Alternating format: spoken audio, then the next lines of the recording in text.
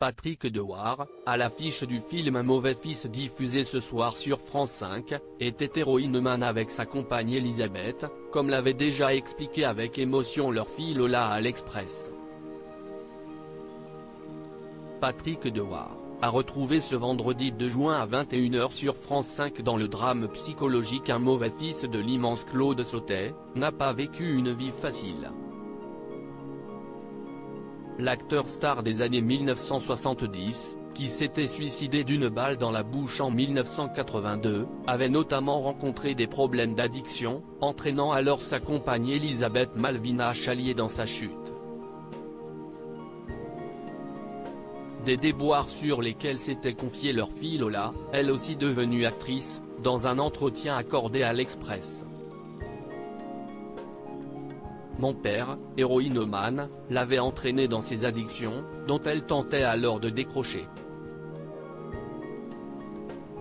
Je la voyais se bourrer de méthadone, des petites pilules roses qu'elle dépiotait chaque matin.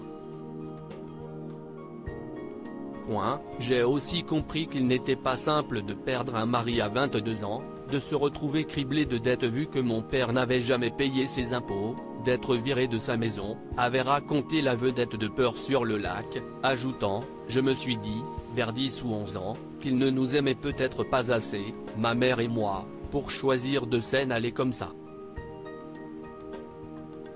Celle qui prêtait sa voix l'année dernière au documentaire Patrick Dewar, mon héros pour raconter le destin tragique de son célèbre père, s'était également confiée en mai 2021 pour Voici sur son enfance douloureuse, elle qui a été abandonnée par ses parents.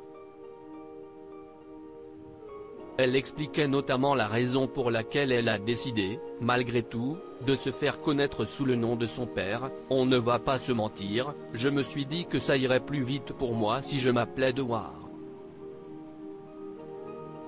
Après tout, il me devait bien ça, mon père.